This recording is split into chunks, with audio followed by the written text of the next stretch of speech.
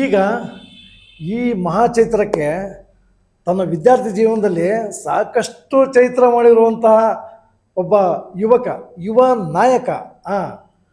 ಆ ವ್ಯಕ್ತಿ ಈ ಒಂದು UBDT ಕಾಲೇಜು ವಿಶ್ವೇಶ್ವರಯ್ಯ ವಿಶ್ವವಿದ್ಯಾನಿಲಯದ ಅಧೀನಕ್ಕೆ ಒಳಪಡುವಂತೆ ಹೋರಾಟ ಮಾಡಿದವರಲ್ಲಿ ಪ್ರಮುಖರು.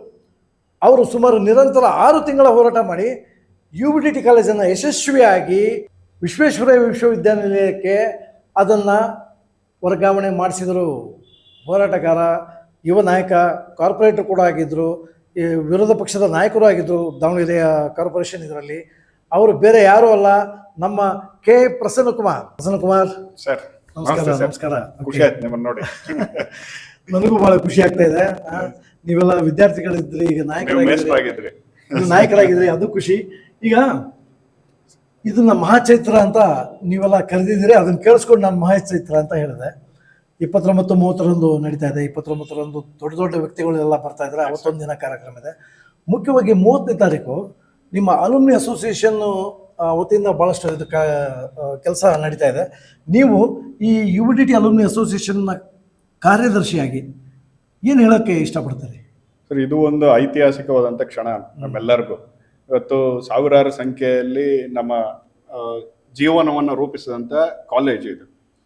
ನಾನು ಅಲುಮ್ನಿ ಅಸೋಸಿಯೇಷನ್ನ ಕಾರ್ಯದರ್ಶಿಯಾಗಿ ಈ ಪ್ಲಾಟಿನಮ್ ಜೂಬ್ಲಿಗೆ ಸಾಕಷ್ಟು ಪ್ರೀ ಮೀಟ್ಸನ್ನು ಮಾಡಿದಂಥ ಸಂದರ್ಭದಲ್ಲಿ ಎಲ್ಲರ ಭಾವನೆಗಳು ಒಂದೇ. ಏನು ಹೇಳ್ತಾ ಇದ್ರು, ಇವತ್ತು ನಾವೇನಿದ್ದೀವಿ ಮತ್ತು ನಮ್ಮ ಜೀವನ ರೂಪಿಸಿದಂಥದ್ದು ಕಾಲೇಜ್, ಎಲ್ಲರ ಒಕ್ಕರೆಲ್ಲ ವಾಯ್ಸ್ ಆಗಿತ್ತು. ಇವತ್ತು ದೇಶದ ಮತ್ತು ವಿದೇಶದ ಮೂಲೆಗಳಿಂದ ನಾಳೆ ಬೆಳಗ್ಗೆ ಅಲುಮ್ನಿಗಳು ಬರ್ತಾ ಇದ್ದಾರೆ. ಅವರೆಲ್ಲರೂ ಕೂಡ ತಮ್ಮ ಹಳೆಯ ವಿದ್ಯಾರ್ಥಿ ಜೀವನದ ನೆನಪುಗಳನ್ನು ಮೆಲುಕು ಹಾಕೋದಕ್ಕೆ ಬರ್ತಾ ಇದ್ದಾರೆ. ಒಂದು. ಎರಡನೇದು, ಕಾಲೇಜಿನ ಋಣವನ್ನ ನಾವು ತೀರಿಸಬೇಕು ಅನ್ನೋ ಒಂದು ಸಂಕಲ್ಪ ಹೊತ್ಕೊಂಡು ಬಂದಿದ್ದಾರೆ.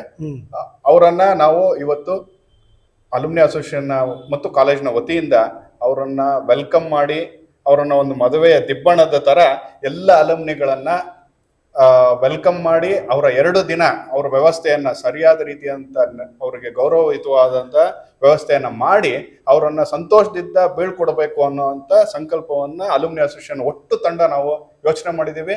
ಅಲುಮ್ನಿಗಳ ಈ ಮೂಲಕ, ನಿಮ್ಮ ಮೂಲಕ ನಾನು ಕೇಳ್ಕೊಳ್ತಾ ಇದ್ದೀನಿ, ಹೆಚ್ಚಿನ ಸಂಖ್ಯೆಯಲ್ಲಿ ಅಲುಮ್ನಿಗಳಿಗೆ 2 ದಿನದ ಕಾರ್ಯಕ್ರಮಕ್ಕೆ ಆಗಮಿಸಿ. ಎಲ್ಲ ವ್ಯವಸ್ಥೆಗಳು ಕಾಲೇಜು ಮತ್ತು ವಿಶ್ವವಿದ್ಯಾಲಯದ ಆಗಿದೆ. ಅದ್ರ ಜೊತೆಗೆ ಅಲುಮ್ನಿ ಅಸೋಸಿಯೇಷನ್ ತಂಡ ಒಟ್ಟಾಗಿ ನಿಮ್ಮೆಲ್ಲ ವ್ಯವಸ್ಥೆಗಳನ್ನ ಮತ್ತು ಕಾರ್ಯಕ್ರಮದ ಯಶಸ್ವಿಗಾಗಿ ದುಡಿತಾ ಇದ್ದೇವೆ ಅಂತೇಳಿ ಈ ಸಂದರ್ಭದಲ್ಲಿ ಹೇಳ್ತಾ ಇದ್ದೀನಿ. ಕರೆಕ್ಟ್ ಹೇಳಿದ್ರಿ.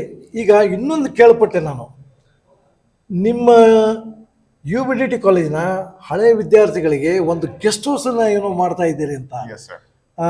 ಅದರದೇನೋ ಸೈಟ್ ಹತ್ರ ಎಲ್ಲ ಹೋಗಿದ್ವಿ, ನಾವು ಬಂದಿದ್ದೆ. ಎಕ್ಸಾಕ್ಟಾಗಿ ಏನೇನಿದೆ ಇದು ಸರ್?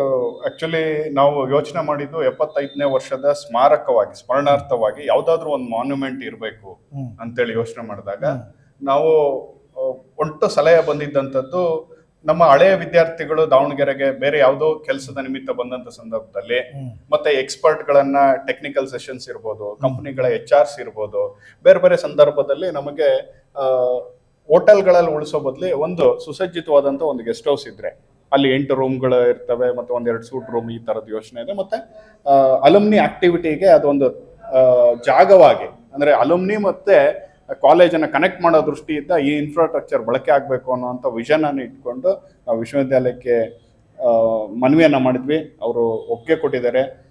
ಈ ಪ್ಲಾಟಿನಮ್ ಜೂಬ್ಲಿ ಸಂದರ್ಭದಲ್ಲಿ ಅದರ ಶಂಕುಸ್ಥಾಪನೆ ನೆರವೇರ್ತಿರೋದು ನಮ್ಗೆಲ್ಲರೂ ಕೂಡ ಹೆಮ್ಮೆ ಅನ್ಸಿದೆ. ಮತ್ತೆ ನಮ್ಮ ಈ ವಾಯ್ಸಿಗೆ ಒಂದು ನ್ಯಾಯ ಸಿಕ್ಕಿದೆ ಅಂತ. ಎಸ್ ಸರ್, ಅಭಿನಂದನೆಗಳು. ಇನ್ನು ಮುಂದೆ ಒಳ್ಳೊಳ್ಳೆ ಆಕ್ಟಿವಿಟೀಸ್ ನೀವು ಮಾಡ್ತಾ ಹೋಗಿ. ಈಗಾಗಲೇ ನಾನು ಕೇಳ್ಪಟ್ಟೆ, ಈ ಹಿಂದೆ ನಿಮ್ಮ ಕಾರ್ಯವೈಖರಿಯನ್ನು ಮೆಚ್ಚಿ ನರೇಂದ್ರ ಮೋದಿ ಅವರು ಒಂದು ಟ್ವೀಟ್ ಮಾಡಿದ್ರು ಅಂತ. ಇನ್ನೂ ಒಳ್ಳೊಳ್ಳೆ ಕೆಲಸಗಳನ್ನು ಮಾಡಿ. UBDT ಅಲುಮ್ನಿಗೂ ಒಳ್ಳೇದಾಗಲಿ, ಯುವಕರಿಗೂ ಒಳ್ಳೇದಾಗಲಿ. Thank you.